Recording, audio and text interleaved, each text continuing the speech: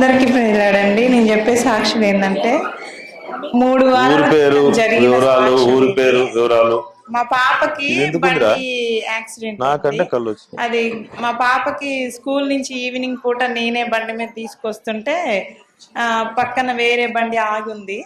తనకి కాలుకి గట్టిగా గుద్దుకుండటంతోనే చిటికెనేలు చిట్లిపోయింది, బ్లడ్ బాగా గారిపోతుంది, ఇరిగిందని నేను అనుకున్నాను.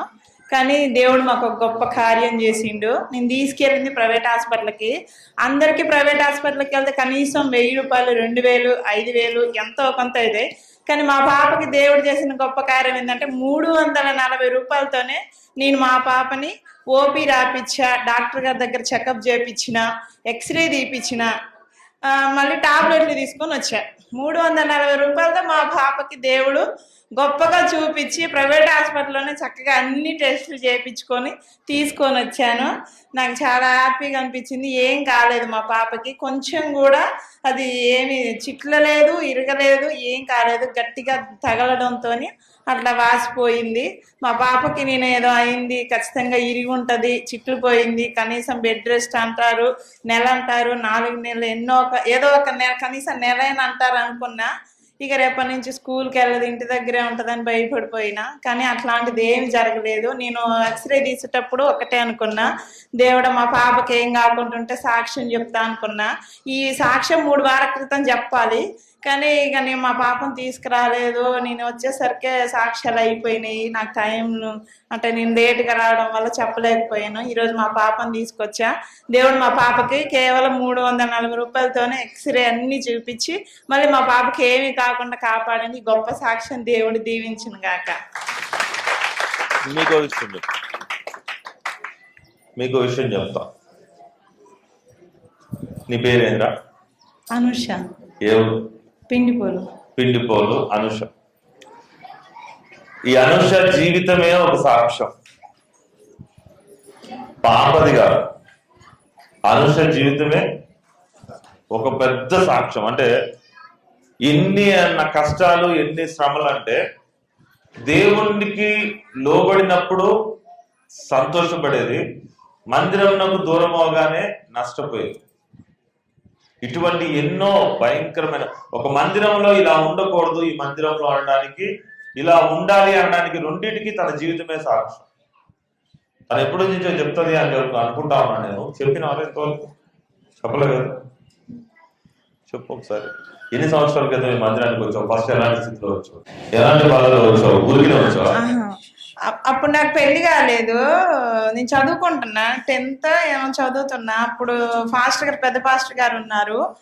నేను మా పెద్దమ్మ వాళ్ళు ఉంటే వాళ్ళతో పాటు వచ్చేదాన్ని. ఒకసారి ఊరికే వచ్చిన వాళ్ళ వెంబట వస్తే పెద్దయ్య గారు అన్నారు, ఈ పాప చాలా జాగ్రత్త అమ్మా కొంచెం అని చెప్పారు. అప్పుడు స్టార్టింగ్ లోనే, అదే ఫస్ట్ టైం వచ్చినప్పుడు చెప్తే అప్పటికి అనుకున్నా, నేను అనుకున్నా ఈ అయ్య గారు ఏంది చర్చికి పోతే జాగ్రత్త అంటాడు, ఏం చెప్పలేదు, ఏంది అని అప్పటికి అనుకుంటే వెళ్ళిపోయినా. ఇంటికి వెళ్ళిపోయి ఏం లేదు అనుకున్నా. ఆ గ్యాప్ లో కొన్ని సంవత్సరాలు అయిన తర్వాత మ్యారేజ్ అయింది నాకు. వాళ్ళు హిందూస్ అన్నమాట. మ్యారేజ్ అయిన తర్వాత నాకు ఈ పాప అప్పుడు పాప పుట్టింది. పాప పుట్టినాక పాప పుట్టిన ఒక 2-3 రోజుల తర్వాతనే రొమ్ముకి గడ్డ అయింది నాకు. అది ఎట్లాంటి గడ్డ అంటే అది క్యాన్సర్ గడ్డ, ఏం గడ్డ అనేది మాకు తెలీదు. కానీ ఇంతలా గడ్డ అయ్యి అందులో నుంచి చీము, పాలు, బ్లడ్ అట్లా కారేయి అనమాట. ఒక ఎద్దు కన్ను టైప్ ఎట్లా ఎంతో అంత పెద్ద గడ్డ అయ్యి అసలు నాకు చాలా ఇబ్బంది అనిపించేది. నేను డ్రెస్సులు కూడా వేసుకోలేకపోయేది. ఒకటి చున్నీ, టవల్, శారీ ఇట్లా కప్పుకొని చాలా అంటే మా దగ్గర ఉన్న చర్చిలకు కూడా వెళ్ళా. అక్కడ పాస్టర్ గారు కూడా వేరే అయ్య గారిని పిలిపించి కూడా ప్రార్థన చేయించారు. అయినా కానీ అసలు మాకు అక్కడేం స్వస్థత జరగలేదు. ఆ టైంలో, ఆ సిచ్యువేషన్ లో నాకు ఈ చర్చి గుర్తొచ్చింది. అప్పుడు ఎప్పుడో వెళ్ళాను కదా, అప్పుడు అయ్యగారు చెప్పిండు అసలు మళ్ళీ వెళ్దాం అన్నట్లుగా నేను వచ్చి మా అమ్మని తీసుకొని వచ్చినప్పుడు అయ్యగారు చూసి అసలు ఏంటి ఇట్లా అయింది అనేసి ప్రార్థన చేశారు. ఆయన ప్రార్థన చేసి నాకు 3 రోజులు టైం ఇచ్చారు. 3 రోజులలో నీకు ఈ గడ్డ స్వస్థత పొందుతావమ్మా, నీకేం కాదు, నీకు ఇట్లా అంటే చేతబడి చేశారు నీకు అని మాకు చెప్పారు పాస్టర్ గారు, పెద్ద పాస్టర్ గారు.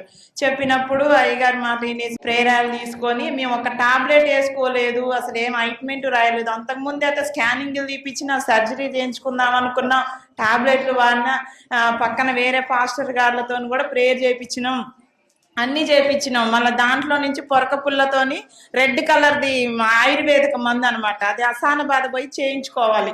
ఇటు నుంచి ఈ రొమ్ములో నుంచి అది పుల్ల గుచ్చితే బయటికి వెళ్ళేదన్నమాట. ఒక సైడ్ నుంచి గుర్తు ఇంకొక సైడ్కి అది పుల్ల బయటకు వచ్చి ఆ మందు అనేది లోపలికి వెళ్ళాలన్నమాట. అట్లా నేను ఒక 1 నెల రోజులు తిరిగా, చిన్న పాపని మా ఇంటి దగ్గర ఉంచేసి ఆటో కట్టించుకొని వెళ్ళి చేయించుకున్నా.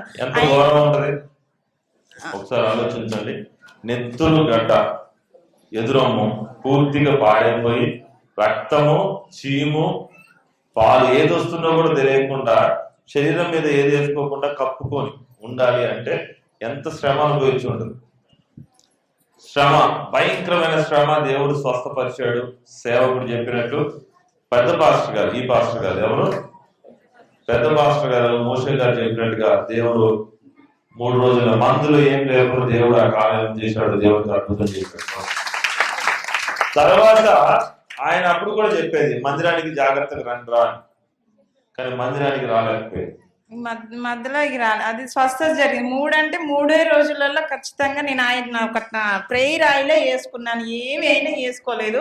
నాకే ఆశ్చర్యం వేసింది అసలు. దానంతట అదే పుండు మానుకుంటూ వచ్చింది. 3 రోజులలో స్వస్థత పొందుకున్నాం. గొప్ప సాక్ష్యం చెప్పిన ఆ రోజు అక్కడ చర్చిలో నేను.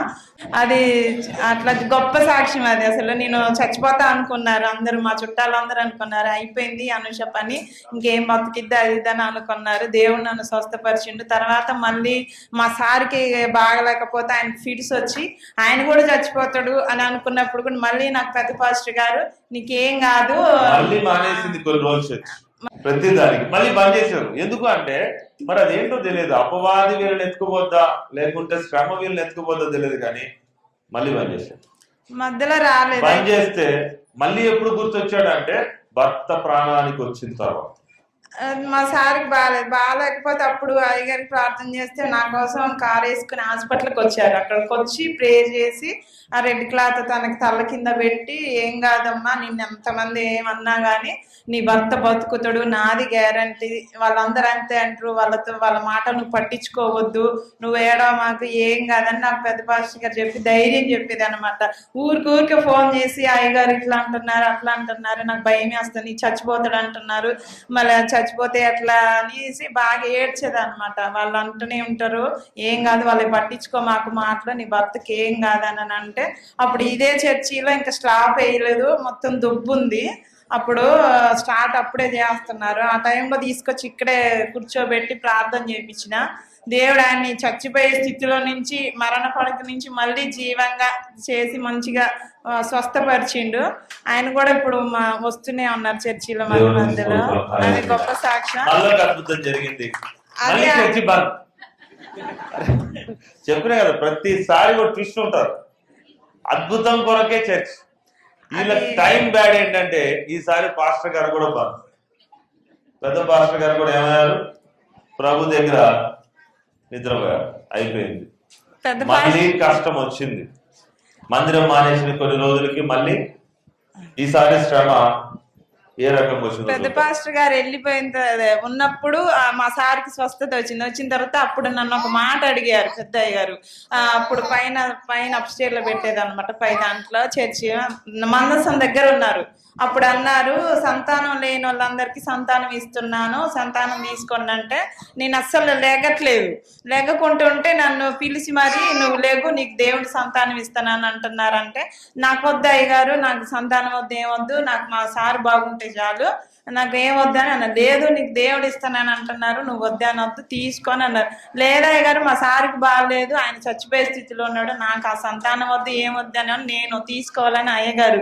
అయితే అందరూ అన్నారు కదా, లేదు పాస్టర్ గారు అంత గట్టిగా చెప్తున్నారు, నీకు ఏం కాదమ్మా, మీ ఆయన బతుకుతుడు, సంతానం ఇస్తారు, తీసుకొని అని అంటే అప్పుడు నేను చెంగు జాపి నాకు అప్పుడు గంగరెగ్గ ఇచ్చారు, ఒక జామ పండు ఇచ్చారు. ఇచ్చి అది ఇస్తూనే నీకు దేవుడు ఒక బాబుని ఇవ్వబోతుండు, కొడుకుని ఇస్తాడు, వాడు మంచి మరి ప్రయోజకుడు అవుతాడు అనేసి నాకు ఇచ్చారు. ఇచ్చిన తర్వాత ఇగో వీడు అనమాట ఆ బాబు, పెద్దయ్య గారు వచ్చి ఉన్నప్పుడు నాకు ఇచ్చింది ఈ బాబునే. వీడు పుట్టిన తర్వాత ఇక ఇక్కడే అన్నప్రాసనలని అన్ని చేపించుకుందామని నేను అనుకున్నాను. ఎందుకంటే నాకు ఈ చర్చిలోనే కదా అనేసి అప్పుడు పాత చర్చిలో ఇచ్చారు అయ్య గారు. అది చెప్పరు, అసలు చెప్పరు. మళ్ళీ చర్చికి రావడానికి మెయిన్ రోడ్ కాస్త సైడ్ రోడ్ పట్టింది. కథం.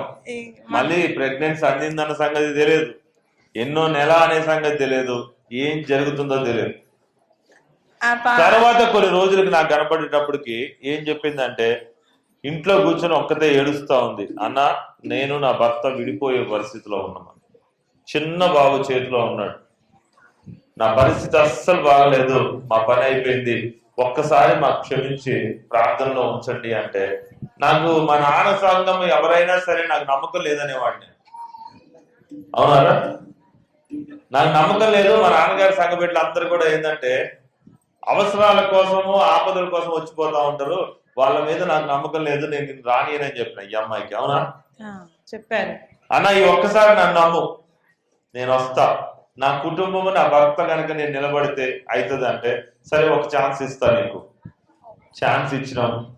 ఇంట్లో కన్నీటితో ఉన్న అమ్మాయికి భర్త రేపు విడాకులు, వచ్చే నెల విడాకులు అన్నారు. అవునారా? అంత దుఃఖం జరిగింది, గొడవలు జరిగింది. సరే ఇప్పుడు సంతోషంగా ఉన్నారనుకోండి, అది వేరే విషయం. దేవుడు వారిద్దరిని కలిపాడు. ఫస్ట్ విజయం అక్కడ జరిగింది దేవుడికి. రెండోది ఏంటంటే, తనకంటూ బ్రతకడానికి దేవుడు మంచి ఉద్యోగాన్ని ఇచ్చాడు. ఇంకా గట్టిగా దేవుడు తిరుగుతాం. మళ్ళీ ఏమైంది అంటే, మళ్ళీ బంద్, మళ్ళీ ఏంటి, మళ్ళీ చర్చి బంద్, మళ్ళీ బంద్. అంటే కామన్, మనుషులు అన్న తర్వాత ఇట్లా పడిపోవడం కామన్. కానీ పడిపోయినప్పుడల్లా శ్రమ ఇంటికి వచ్చిందా రాలేదా? ఈసారి వచ్చిన శ్రమ ఏంటి తెలుసా? అమ్మ అనుష, నీకు ఎన్ని చేసినా నువ్వు నా మాట వినట్లేదని దేవుడి బాబుకి చెవులు లేకుండా చేసి, దేవుడు చేసాడో దయ్యం చేసిందో నాకు తెలియదు. నేను క్లియర్గా చెప్తున్నా. వినపడతాయారా? వినపడతాయా? వినపడదు. ఇయరింగ్ ప్రాబ్లం వచ్చింది, అన్నారు. అపవాది చూసి చూసి దేవుడిని కూడా అడుగుతా ఉంటది, నువ్వు ఎన్ని చేసినా వీళ్ళు లోపడరా, ఒకసారి నాకు అప్పు చెప్పు, వీళ్ళని జీవితంలో లేవకుండా చేస్తానని అడుగుతుంది. మీ అందరూ కూడా ఆడుకుండొచ్చు, అనారోగ్యము, రోగము, స్వస్థత చేస్తే 4 రోజుల తర్వాత పాస్టర్ గారే గదిలో బదిలాడుకుందాం, అయ్యగారే కదా బదిలాడు.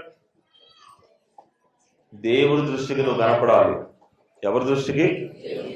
తర్వాత మళ్ళీ కుటుంబం అంతా పరిస్థితి బాగలేక బాబు గురించి వస్తా అన్నప్పుడు 2 గంటలు ఏడ్చింది, కానీ నేను దగ్గర రానిచ్చానా? రానిలా.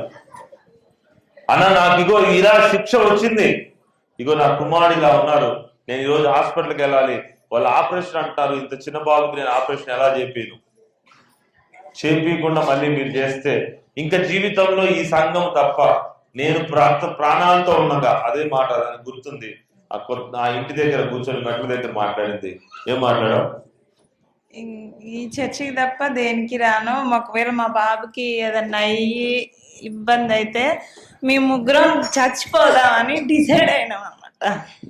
అంటే వీడికి మాటలు రాకుండా ఉండి వీడికి వినిపించకపోతే, మా సార్ గురించి ఏమో తెలియదు కానీ మేము ముగ్గురం అయితే మందు తాగి చచ్చిపోదామి అని అనుకున్నాను. ఎందుకంటే నేనుంటేనే మా పాప ఉంటుంది, వీళ్ళిద్దరిని చూసుకోలేస్తా, ఇంకెవరికి చెప్పుకోకుండా మేము చచ్చిపోదామని అనుకున్నాము. వీడికి అప్పుడు అయ్యగారు కలిసారు, మాకు కలిసి లేదు వాడు మంచిగా అవుతాడు, నువ్వెందుకు ఏడుస్తున్నావు, ఏం కాదు, ఎందుకు చచ్చిపోవాలనుకుంటున్నావు, ఒక వాక్యం అని రాజుల గ్రంథంలో ఫస్ట్ది చదివిచ్చారు నాతోని. అందులో డబ్బులు కొన్ని ఏదో కోల్పోతావు అనేసి ఉన్నది. ఫస్ట్ శిక్ష అనుభవిస్తావా లేకపోతే ఇంకేదో ఉంది. దావీదు గారికి దేవుడు 3 కండిషన్స్ పెడతాడు. తప్పు చేసి అనవసరంగా నువ్వు జనసంఖ్య వేసావు, నీకు 3 రకాల శిక్షలు. 1 ధనము, 2ది రాజ్యము, 3ది కొద్దిమంది ప్రాణాలు. ఈ 3 ఏ శిక్ష కావాలంటాడు. ఎందుకు అంటే దేవుడు వాక్యంతో మాట్లాడాడు ఆ రోజు. నువ్వు 3 సార్లు నిన్ను కాపాడా, నేను అద్భుతాలు చేశా, కానీ నువ్వేం చేసావు? వినలా. నేను రెండు చెప్తాను మీ అందరికి కూడా. నాకు ఈరోజు మేలు జరిగింది, నేను కనబడుతున్నా, నిలబడుతున్నా, డబ్బులు వచ్చేసినాయి, అన్ని వచ్చేసినాయి అని గర్వం వచ్చిందా? నెక్స్ట్ వచ్చే శిక్షకి మందు ఉండదు. ఏముండదు? మందు ఉండదు. అయ్యో ఒకసారి ప్రాణాలే పోవచ్చు. ఎందుకంటే అది చేసే దేవుడు కాదు. నువ్వెవరికి ఇస్తున్నావు? నీ తలకాయని తీసుకుపోయి ముసలి నోట్లో నువ్వే పెడుతున్నావు. ఎవరు పెడతారో వాళ్ళు కంపల్సరీ పూర్తిగా ఈ ముగ్గురు ఎన్ని రోజులు కాపాడుకున్న ప్రాణాలు పోగొట్టుకునే పరిస్థితికి వచ్చింది కన్నీరు పెట్టుకుంటే. ఇప్పుడు చివరి అవకాశం తల్లి, వింటే దేవుడు నిన్ను నిలబెడతానంటే అన్న వింటా. మళ్ళీ ఆ రోజు నుంచి ఎక్కడో సత్తుపల్లి సంఖలో ఉద్యోగం, అక్కడి నుంచి దేవుడు ఇక్కడ తీసుకొచ్చి అన్న నీకేం కావాలరా అనే ముందు నాకు ఉద్యోగం ట్రాన్స్ఫర్ అయ్యి మీకు దగ్గరలో మందిరానికి దగ్గరలో ఉండాలి, మందిరాన్ని ప్రేమించినప్పుడు ఉద్యోగం బాగుంది, ఇప్పుడు అబ్బాయి సంపాదన బాగుంది, ఈ అబ్బాయి ఆరోగ్యం కూడా దేవుడు కుదురుపడి నిలబెడుతున్నాడు. నీ ఆశీర్వాదం ఎక్కడుంది? ఎక్కడుంది? ఇక్కడ ఉందా? ప్రతిసారి ఇక్కడే ఉంది, ప్రతిరోజు ఇక్కడే ఉంది. ఈ రోజు తన కుమార్తెకి అంత పెద్ద గాయం జరిగినా దేవుడు అతి సులువుగా తీసేశాడు తప్ప ఏమన్నా నష్టపరిచాడా? ఏమన్నా దుఃఖపరిచాడా? తన భర్తని, తన కుటుంబాన్ని దేవుడు కాపుదల్లో నిలబెట్టగలడానికి కారణము ఇన్నిసార్లు దెబ్బతింటే గానీ మీరు మారరా? తన ఆడపిల్ల కాబట్టి తన చేతిలో ఏం లేదు, మందిరానికి రావాలన్నా పోవాలన్నా తన చేతిలో ఏం లేదు. కానీ ఈరోజు తన చేతిలో ఒక ఉద్యోగం ఇచ్చాడు దేవుడు. నువ్వే బతకడానికి, నువ్వే నిలబడడానికి ఇప్పుడైనా దేవుడి దగ్గర గట్టిగా నిలబడతావని ప్రశ్నిస్తే నేను నిలబడతా అన్నది ఈ రోజు సంవత్సరం నుంచి ఎవడైనా చెప్పండి, నేను ముందు మందిరానికే వెళ్ళాలని చెప్పి పడతాను. సత్తుపల్లి నుంచి ఉద్యోగం పోతే పోయింది నాకు ఉద్యోగం, నేను చర్చికి పోవాలనే పట్టుదల తనకి. అప్పుడు ఎలా ఉన్నది కాదు నాకు, ఇప్పుడు నడిచే విధానం బట్టి ఇంకా గొప్ప సాక్ష్యాలు చెల్లి చూడబోతుంది. మీరు చేసే వాటికి వెళ్తా ఆశీర్వదిద్దాం. మహాపరిశుద్ధ తల్లి గొప్పది వేసే తల్లి, నా సహోదరులాగా ప్రభుత్వాలు ఎవరు గాయపడకుండా ఈ కుటుంబాన్ని ప్రభు మీరు దీవించి ఆయా కుమారుడు విషయంలో అద్భుతం చేసి ప్రభుత్వాన్ని నిజంగా చెల్లి సంతోషపడే ఒక గొప్ప కార్యము పూర్తిగా ప్రభుత్వం ఇదే మందిరంలో మీ యొక్క పరిచయంలో కూడా బలముగా నడపడానికి సహాయం చేయమని యేసు నామములో అడుగుచున్నాము తండ్రి. ఆమేన్.